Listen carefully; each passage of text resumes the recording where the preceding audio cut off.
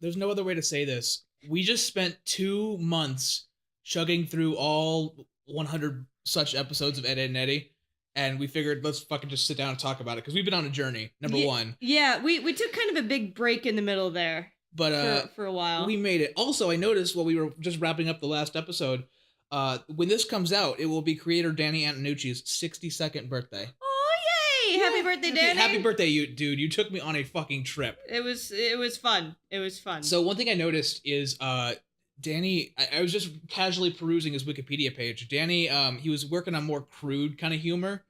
According to legend, he made the show based on a dare that he couldn't make a show for kids. Oh, really? He's like, bitch, watch me. There is a certain amount of crudeness in season 1, especially. Season 1. Yeah, the episode where their Speedos fly off. That was weird. Yeah, it was him trying to shake off his. Yeah, there's a lot of butts in the early season. Yeah, that's weird. But it's really cool. I love going on journeys. You'll see another podcast from us about Teen Titans in a couple of months. Oh, yeah. Okay. Yep, we started that again. Okay. Anyway, one thing I do really appreciate is that the art style and the show comes into its own really, really well. That is true, and it definitely looks different than a lot of other shows out there. And honestly, like this is a show that I feel is one of those shows that's like impossible to sell. Because, like, you show somebody this art style, or you tell somebody this premise, it's about 3 guys growing up in a cul-de-sac, people are going to stare at you like you're fucking stupid. Oh, it's just like a kid's show, whatever, sure. But the show realized, it was always a very springy animation, but the show learned that it could be cartoony, and the fact that there was more the show could do when it completely disregarded the laws of physics.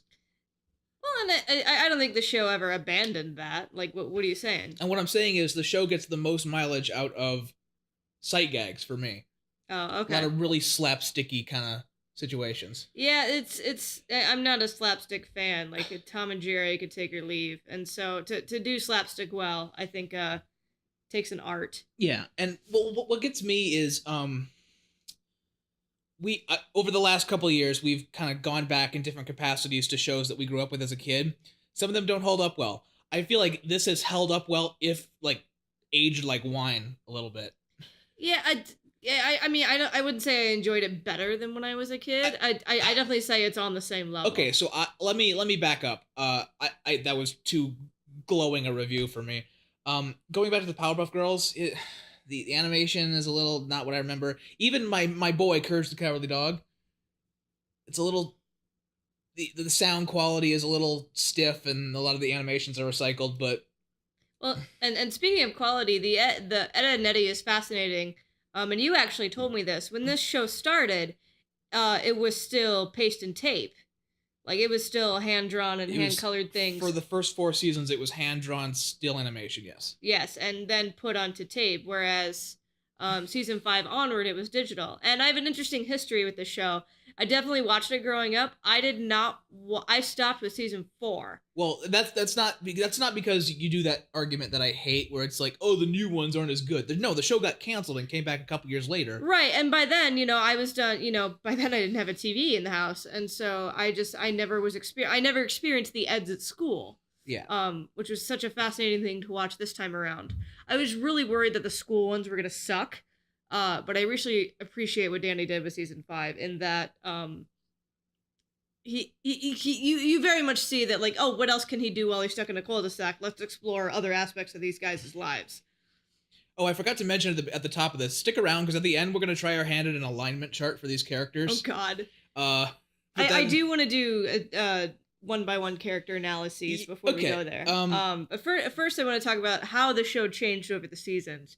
So in season 1, I was, in one of my first comments when we were watching season 1, I am amazed at how much Ed talked. Yeah, he's very chatty, isn't he? In later seasons, not so much in season 5, but especially in like 3 and 4, the only thing Ed says are quips, or catchphrases, things like butter toast, gravy. Or repeating whatever Eddy just said. I did note that, okay, let's talk about Flanderization, because a lot of the Flanderization is when It's named after Ned Flanders from The Simpsons, right? Okay. He's this good-meaning, really generic Christian man with his wife and his 2 Christian kids. And it's very important that we know that they're Christian. He's a dude, right? And he says, how diddly ho, he's kind of corny. Over the course of the series, Ned Flanders, that becomes his trait, is that he's corny Christian dudes like, a neighbor? That was, I phoned that in, I'm sorry. You're not really explaining what you mean. Okay, but the point is, Eddy became meaner and meaner, and Ed got dumber and dumber. Yeah. To the point where they had to like, okay, reel it back a little bit. You're becoming the mean guy and the dumb guy. Yeah, and I think that was fixed, but there are episodes. I won't say points in the show, but there are definite episodes where you're like, God, Eddie's a shithead. Or where you go, why is that even here? Okay, well let's start with Eddy then. We can start with Eddy, yeah. Eddy, I feel like if you're gonna be, I'm gonna overstep my bounds here. Okay, well, sorry, but before we get into the characters, I do want to say the seasons or whatever, the episodes are overall pretty good. There's some downers, as always. The specials are especially outstanding. Okay, the specials, they made 4 specials between when they got Not canceled the and when they got brought back. The specials, There's not the movie. There's a Christmas special, there's a Valentine's special, a Halloween special, and then a 4th one that I won't spoil. But the Halloween and Valentine's specials are fantastic. Fantastic. To the point where Danny Antonucci has gone on record and saying the Halloween special is his favorite episode. Oh, right on. Yes. I was especially impressed by the Valentine's Day episode. Do you have any idea how hard it is to make a good Valentine's Day episode, especially in a show starring boys? Okay. Rolf, don't follow your dreams, Rolf, but not this hard. No. We'll get to Rolf here. We'll get to Rolf later. Okay. Eddy, sorry, Eddy, I just Eddy. wanted to Okay. give the specialists their due. So now we can go into the character They're very, very good. analysis. Eddy, I like is as the most complex character. And it's odd because at first he's just a making money on the side guy. He becomes a caricature. He becomes more greedy and mean. And he's very rarely sympathetic, and the show kind of he's more sympathetic in the early seasons. The show very much throws that out the window, except for in the movie. one thing I noticed, and though I do like the school season, one thing I did notice, for better or worse, in the early seasons, it was the 3 of them as a group getting punished at the end. Yes. By the end, it was just happening to Eddy, and Ed and Double D just watch. Right, because Eddy is the one who deserves the karma, because Eddie's the one being a shithead. He is being a shithead for a lot of it. But the movie, The movie rounds out Eddy very, very nicely.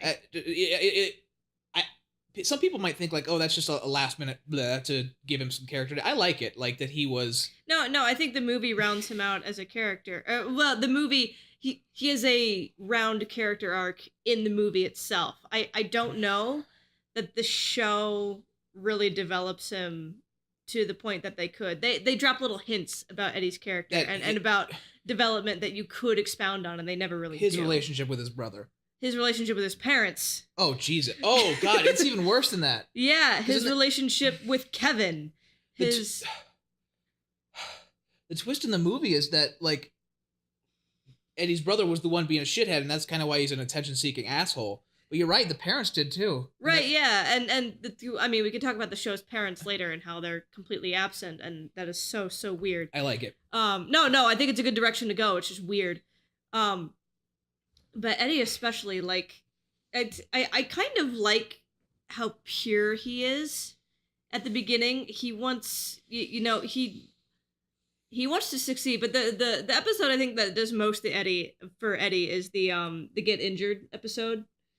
Where he's trying to outdo Jimmy. So the point is, he can't do a scam because Jimmy keeps hurting himself. So he figures the way for me to get attention is to keep hurting myself. And that is when you realize that Eddy doesn't just want money, he wants attention. Yeah, he doesn't want money, he doesn't want jawbreakers. And you see that as he pranks people in that pranking episode.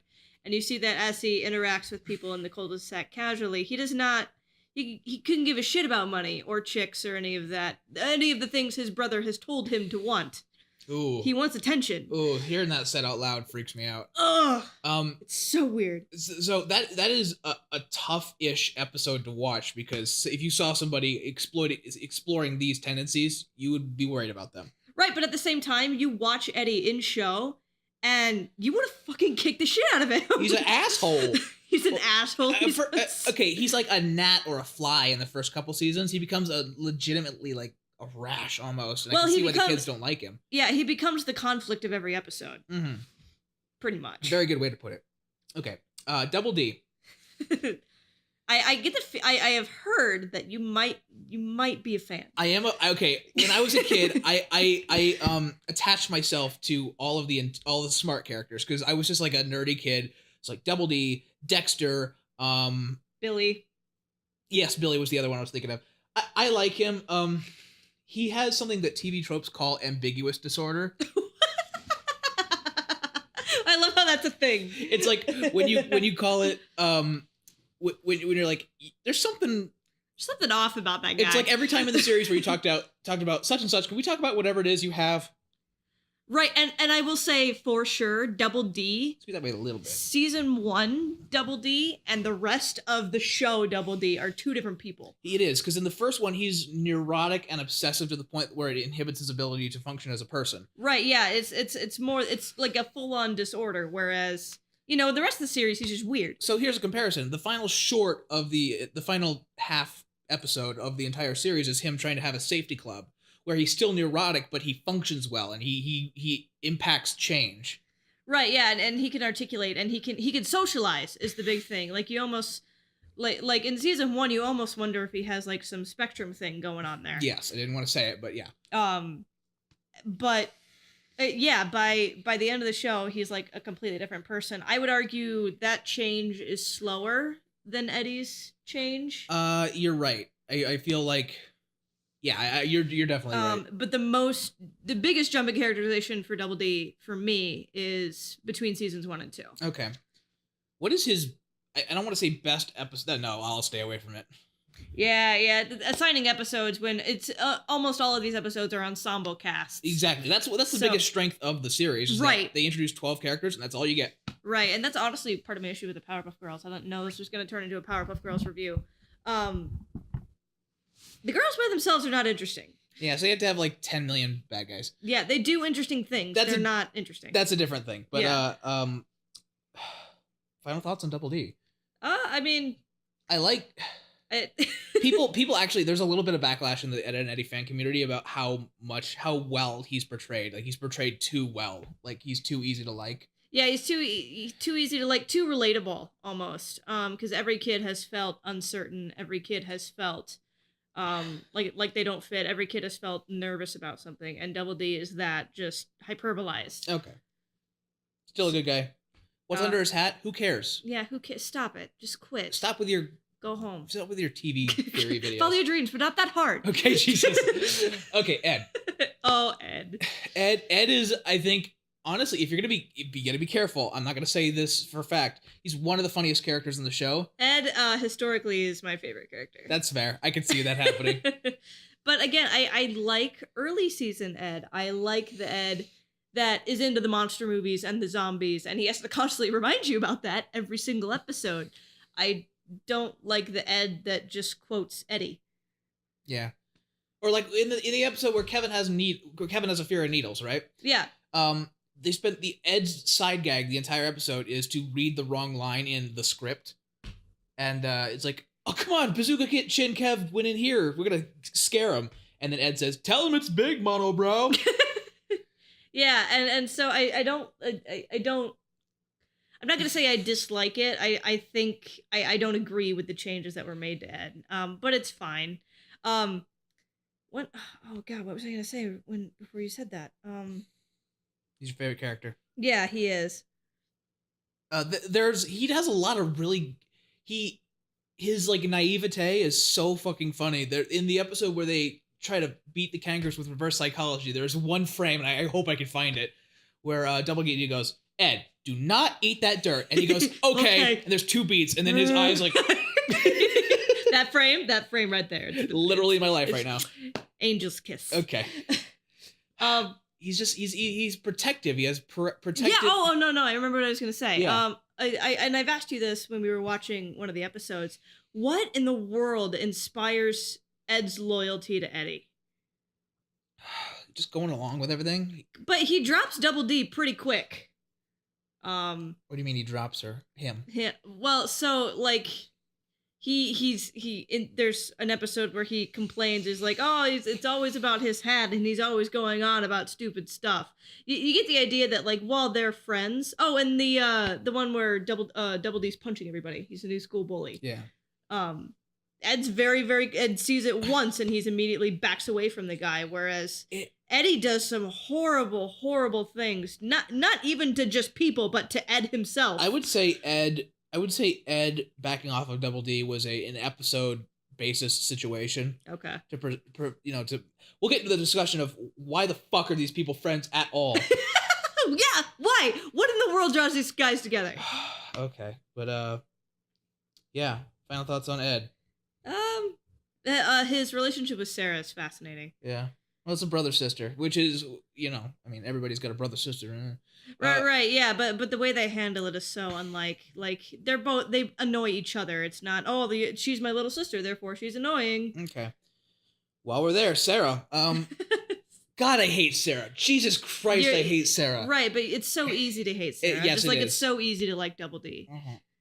They wanted to write an irritating character. And they wanted to write, and hear me out here, that the Kankers kind of do this. They kind of wanted to write a bitch. They wanted to write a very tough, strong, protective girl. Yeah, and everybody has that irritating sister, and I or brother. I'm not. Yeah. Okay. Equal access. I had to get over that as a kid, that we're not supposed to like all 12 of these characters all the time. No. Everybody has a bad episode. And I would argue, again, in the show's early stages, you weren't designed to like Sarah at all. No. She got a little better, but she was never the focus. The diary episode, I think, is the big turning point for Sarah. Where she becomes where we start to see kind of her point of view, because the show doesn't dwell on her a whole lot. Yeah. Her diary's gone, and they can't figure out why, so she's like, I'm a fucking wreck without my diary. Please help. And she's got that crush on Double D, which is cute, but it's handled so well. It never comes up unless it needs to. Yeah, it's got a good Simpsons defense where, like, this character isn't in the episode, or this trait isn't in the episode unless it's about it. And I like, I don't know, from not saying, oh, I have a vagina, therefore my opinions mean something, but from a girl's perspective, I actually kind of dig Sarah. Just because, like, the things she goes through, and like I'm like, oh my gosh, I know exactly where you're coming from, girl. Like, it's so, like, if I had it's so common for sisters to start liking their brother's friends. Boys, right? I never thought about it that way. Yeah, I trust me, I dated guys where their little sisters were like way too interested in their older siblings' friends. That's cool. So like, yeah, Sarah is annoying, but she serves her purpose. Great, yeah, okay. Jimmy. I'm sorry, Jimmy. I backed off. Okay, yeah, Jimmy. Part of which is Jimmy. Here, okay, there's a moment which I think perfectly encapsulates Jimmy. Because Jimmy, I think, is a very likable character, but some point in season 5, I was casually watching the show, and some shit was in front of my face, and I said, Jimmy, I hope one day you get the QVC show you deserve. And that's exactly Jimmy. That's Jimmy in one phrase summed up. He's I don't want to say ambiguously gay, because he's very flamboyant. He's flamboyant and he's feminine. Effeminate rather than feminine. That's a good word. He never expresses romantic interest in anybody. In anyone or anything. But hell, if he wants to make a creme brulee or have a rich club, or constantly comb his hair, or pretend like with Sarah that they're on an airplane because he wants to be an airline attendant, or just to tell you that friends are there to help you. They are fucking there. By the way, that's creator Danny Antonucci's second favorite episode. Yes, friends are there to help you is so good. And I love that episode because, oh my god, I love that because Jimmy, you get the feeling he's designed to be a wimp, he's designed to be shit on, and then he turns into a badass. Which I thought was going to be like a permanent turn, but actually it works really well, like we said earlier, that it comes up if it's necessary. Jimmy aggressively defends his own character, and I love that. Explain just a little bit more. So, like, he only makes that turn, and he only causes conflict when he has no other choice. Okay. Otherwise he's very content to back off, let other people handle it, get taken care of. Okay. Essentially. I dig it. So he's a very easy guy to like. I mean, you could think he's a sissy, but he has interests, and I respect that. Yes. Okay. Kevin. What about Kevin? What? Fuck you. I like Kevin. What about Kevin? Kevin is so much fun because I think you like Kevin for the same reason I like Sarah. You always know what he's gonna get into. He's like he's a bully, but it never gets real. Yeah. It never gets canker real. But we'll get to that. We'll get to that. He's a one-dimensional character, but I like the safety of knowing what he's gonna get into. Yeah, any scene with Kevin in it, at the start of any scene with Kevin in it, you know immediately what he's going to do, given a certain subset of stimuli. Yeah, he's cool. That's it. Which is why I kind of like the Needle episode, and the mascot episode, where you get to actually see his interest in like football and his bike. Yeah, he gets to take over a role, which is nice. The movie, by the way, absolutely shits on Kevin. Yeah. Which I don't like. It's very much Nazz trying to be like, hey, do you want to touch? He's like, my fucking bike. Like, yeah. I'm bike sexual. Yeah, you funneled an already kind of one-dimensional character even further. Okay, I can see that. I don't think that's fair. I can see that. Last thoughts on Kevin. Speaking of one-dimensionals, how about Nazz? Oh, Jesus. Okay, Nazz. I was mad about this as a kid, and now it's been taken to the extreme. I was mad, like, Nazz doesn't get very many episodes. No. Now I'm starting to think that's intentional. Yeah. I mean, what is there for her to do? She gets like a vacuum of attention. Yeah, and I think, you know, because if you had Nazz in it all the time, it would become a get the girl show. It would be like that one episode where they're all, you know, Jonny and Kevin and the Eds are all trying to get with that. The one Nazz episode. Yeah. Yeah. She only gets one. Oh, she gets one episode, you know, with the girls where they have to learn to scam girls with what girls like. Not a lot to say there. There's not a lot to say. And again, I think that's intentional. I don't think every character needs to be super round and developed and dynamic. Definitely. She serves her purpose. Well, she doesn't attempt to become rounded, so that's fine. She's there when she's needed. She's portrayed as if they were there to help you. Yes. So yeah, she's portrayed in the later seasons as kind of dumb, but it's never turned up to 11. And honestly, again, as I'm a vagina, so take my opinion for whatever. I dislike Nazz, kind of, for what she stands for my gender, but let me explain on that. Like, she's very much kind of the complacent, the easygoing, like, oh, I'm in a girl's role and I'm gonna do what girls do and la-da-da. Whereas, again, Sarah is much more dynamic, which is why I admire her more as a character. Okay, dynamic, I like that. So not a little tougher to like, but you got some more stuff going on. She's consistently the character that has me convinced this is set in the 1970s. Yeah, very, very 70s. She's doing aerobics in one scene, so it's very... I want to talk about my favorite character, Jonny. Because growing up, I thought he was funny as shit. He plays a key role in a lot of everybody's favorite episodes. And somebody on the TV Tropes page put it really, really well. Jonny, while being one of the craziest characters in the series, is the only one who never seems to be aware that he's in a cartoon. He never seems to be aware he's in a cartoon. Yeah, that's kind of neat. I don't know. What I admire about Jonny is his eternal optimism, and much like Kevin, a scene with Jonny can start and you'll know immediately what he's gonna do. I care about as much with the plank situation as I do with what's under Ed's hat. I don't care. I assume he's not alive. They play it for laughs later in the series, where he's a rambunctious scamp, the Plank. Well, and Johnny's relationship with Plank, like, whether or not you accept Plank himself, you accept their relationship. Definitely. Everybody in the show does, and as a viewer, you naturally do as well. What a psychotic weirdo, by the way. It's another one of those, Jonny, can we talk about whatever it is you have? Yes, that was the first character I said that about, is Jonny, can we please talk about whatever it is that you have is wrong with you?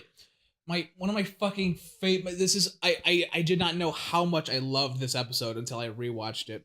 There's a scene where they get fresh off a scam and Eddy's a little upset and he sees a quarter on the ground. And he says, I want that quarter. And he can't get it up no matter, because something it's stuck there with something. And the entire cul-de-sac learns that it's stuck. So they all have a contest to see who can get this shit off of the thing with their own means. So it's a good character thing about how they all will tackle a problem. And then when the Eds go way too far for way too little of a reward, at the very end, Jonny comes in. Now, Johnny's gag is that he gets shit stuck on his head but he has like because his head is giant. But he has like a roadblock. I can testify. He has a roadblock stuck on his head that, by physics, shouldn't be stuck on his head at all.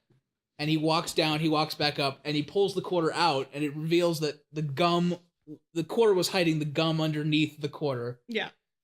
And it just how little he gives a shit. Johnny's very much somebody who lives in his own world, which is why I think Tropes assigns him as somebody who doesn't know that he's in a cartoon. Okay. Yeah. He can be. Oh, by the way, if you have time, go look up a song called "My Best Friend Plank." Oh my god!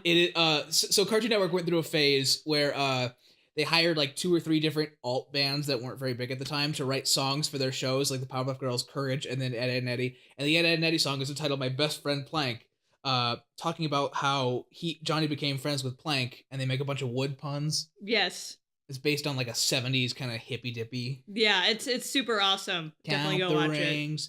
Count the rings. Okay, sorry. Before we get to the Kankers, I want to talk about creator Danny Antonucci, happy birthdays, favorite character.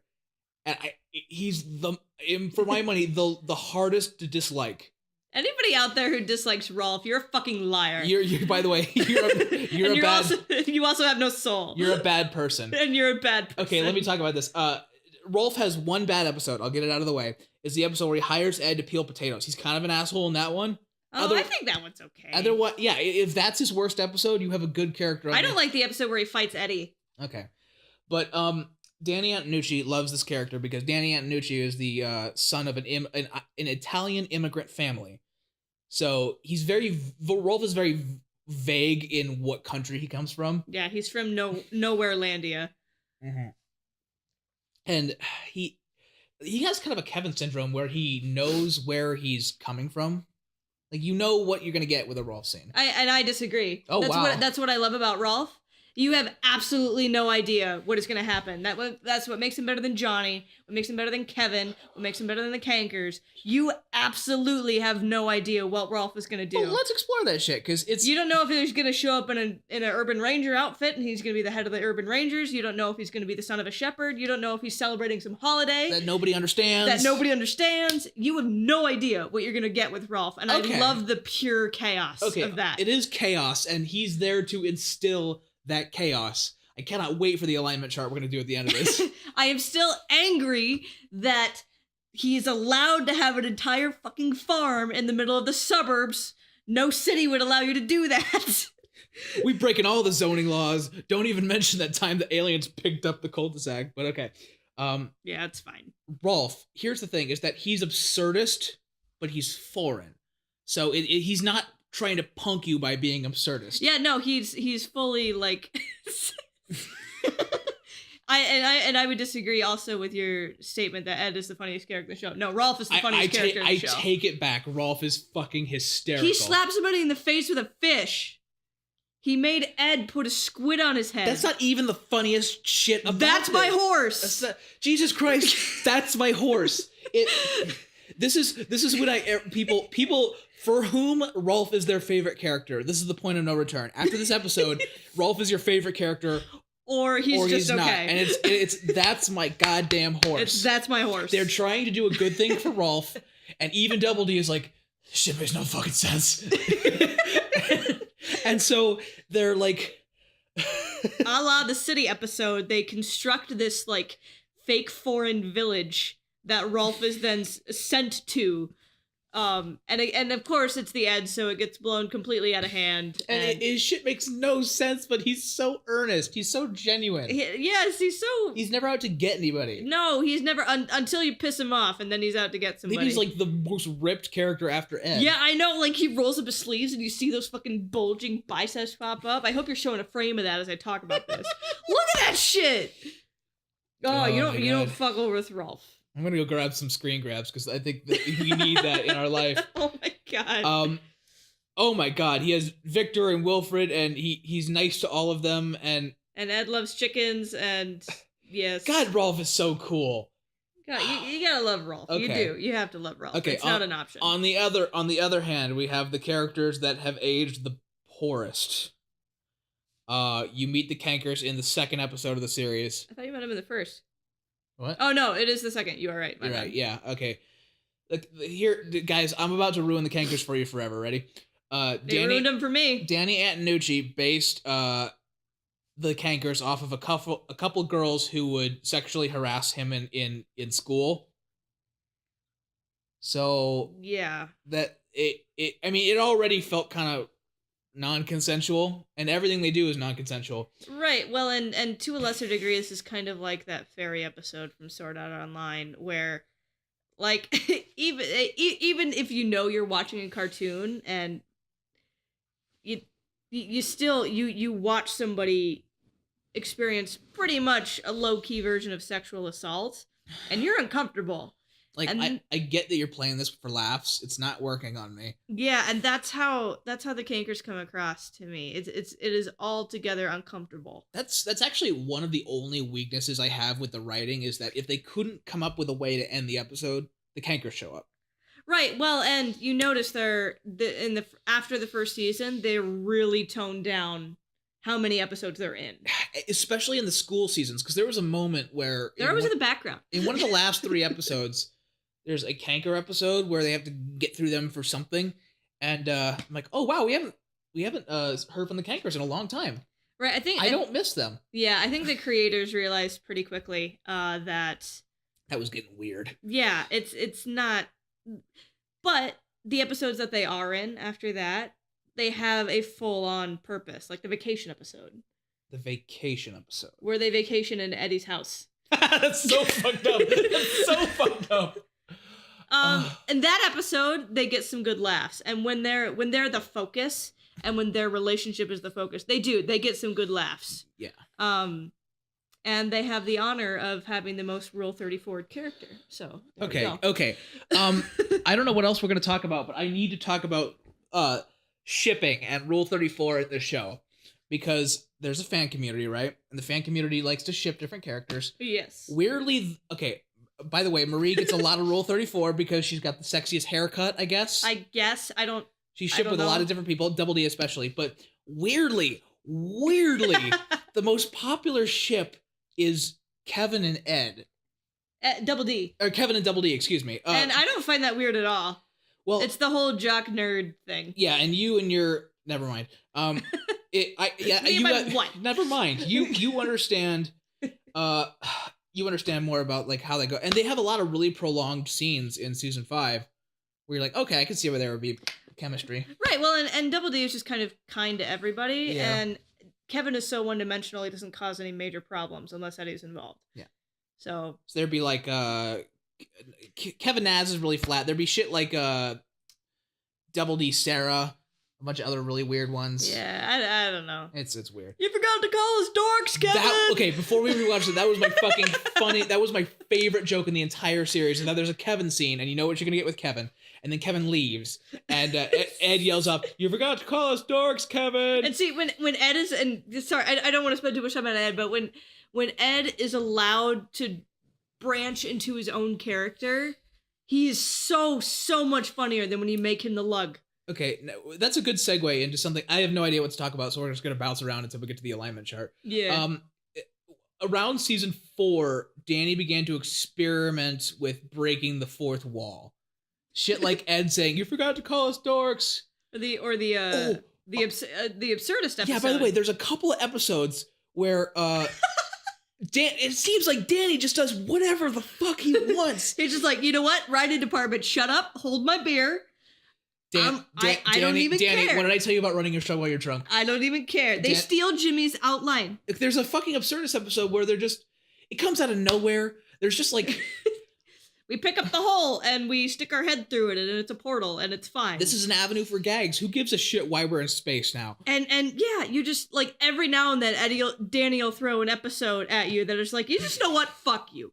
Fuck you and anything you're trying to understand. They don't mean anything. The second episode that did that was there's an entire episode where they're trying to catch a balloon floating through the...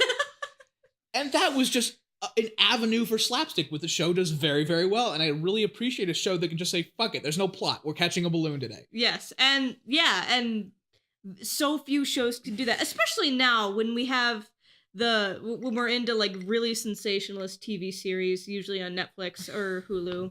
things like Stranger Things Mm-hmm. that have to like throw deep dramatic stuff at you every single second. Have a tone and a plot arc. Or even cartoons nowadays where like, yeah, we always either have to have a monster of the week or it has to be somebody like Bubblegum and Whoozits or whatever the fuck. Bubblegum and Whoozits. who's the oh god, I can't remember. The guy with the tree on his hat. After this is done, we're gonna talk about it. And his sister, the people we saw at the cosplay contest. It's something adventure. Yeah, I don't know. Never mind. Yeah. Well, Angelo has done some on him, but things like Gravity Falls. There we go. Okay, that's why I think this show has aged the best, because they're not concerned with plots a lot of the time. They're just like, fuck it, here's a bunch of slapstick. And again, I would argue with that term slapstick because very rarely is it, oh, he got punched. No. I think it's because they never go, oh, he got punched, that it's so good. Yeah, but I wouldn't call that slapstick. It's very much just a kind physical humor. Yeah, Physical comedy. Yeah. Okay. The last episode I want to mention in terms of absurdity is that one where they decide to play company, and they have the going up company. Oh, and it's never explained what the company does. Yes, it's just up. They get everybody involved. They're like, okay, Rolf, you could be security. Jimmy, you can be accounting. Nazz, you could be our secretary. And Kevin fucks it up. And then at the end, they all go up to the moon, and they're hanging out on the moon. Because Ed has been building an elevator shaft the entire episode. In the background, the entire episode. And then when they get to the moon, my wife gets this really worried look on her face and goes, they're going to end the episode. They're gonna end the fucking episode. We're still not gonna know what this company does. We're not gonna know what this does. Yeah. Again, it's Danny sitting down. You know what? I'm the creator. Danny has several hold my beer moments, and I love it. And one thing that you'll be shocked to know is that Danny absolutely does not allow improv of any kind on that show. Oh, really? It feels intensely improvisational. Yeah. But he will make you do like 50 takes until you get the inflection right. Oh, wow. Which is really surprising. It just shocked the hell out of me. That's awesome. Happy birthday, you beautiful man. I miss you, dude. Should we get this alignment chart? I have nothing else to talk about. What do you mean we miss it? Is he dead? No, he's alive. Oh, okay. He better not fucking be dead. Wikipedia lied to me. We miss you. We miss Ed and Eddy. This is a good one. I'm really worried about... That's... No. What? Oh, I got it. It's cool. Thank you for ending the show when you did. I can see that this show turning into something not good. That we constantly just take the clear electric things on. It's like, oh, like Simpsons isn't good anymore. Okay, I don't know where this idea came from. I think we were watching like a Jimmy episode, and I said chaotic good, and you're like, oh, no. But we want to kind of like take the alignment chart that is used in character trees and put them where it goes, and I'll put a suitable graphic up here for what we're doing. Yeah. I want to start. I think Double D is a clear winner for lawful good. Is that fair? Yeah. Okay. I think that's fair. When it comes down to a scene where he's getting close for Jimmy for that title, but I think it's a better argument. Okay, I would go on to say we could put Eddy at chaotic evil. What about the Kankers, though? Well, okay, I don't even know if we should include the Kankers, because they're... Okay, so which 9 are we including? I don't know. Because there's 12 characters. I don't know, however best it fits. True neutral, I would almost say Nazz. Well, no, actually, I might... She very rarely ruffles the feathers of anyone. I would put that... Or neutral good. Or neutral, yeah. I was going to say lawful neutral, but that doesn't make any sense. She doesn't care. I say neutral good is a really good... I mean, we could change our minds. Yeah, she's just like, oh, I want people to get along. Boy, Kevin, that was stupid. Oh my god, can I aside? She wants everybody to get along. And there's a really good episode where Double D realized everybody in the cul-de-sac is a fucking idiot. So I'm going to take him to school, and I'm going to have a prize, and the prize is going to be a jawbreaker.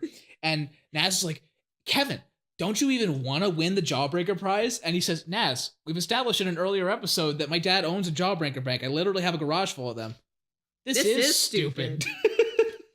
Oh my god, I love it when they break the oh, that shit. Yeah, it's good. Would you call like Ed chaotic good, maybe?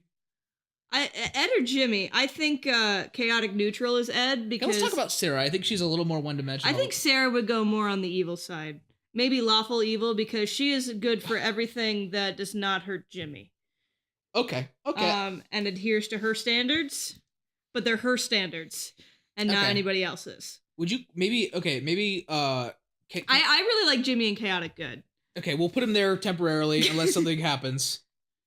I like Jonny for chaotic neutral because he never hurts any. He doesn't do any. He's irritating, but he's never the bad guy. Right, but he causes all kinds of shit. I'm looking at you, Melon Man.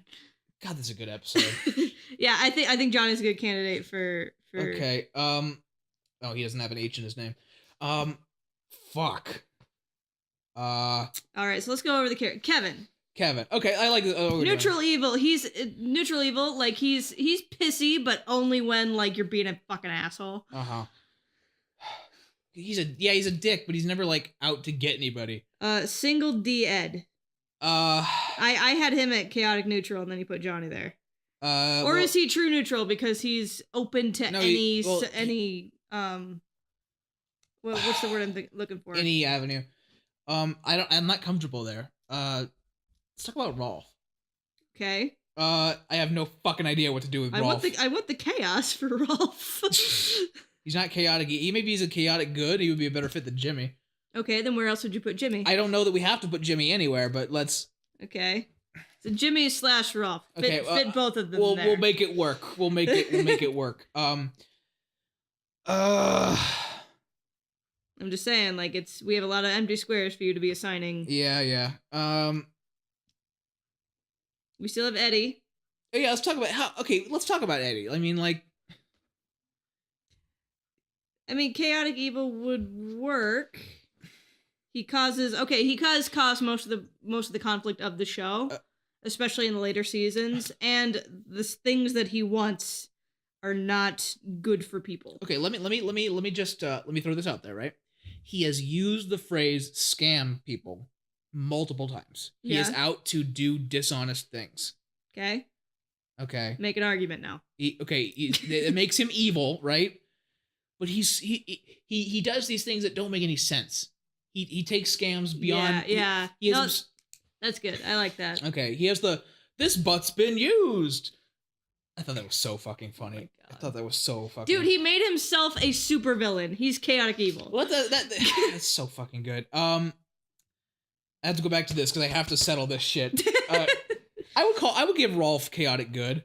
Okay, then where are we putting Jimmy? Lawful neutral, maybe.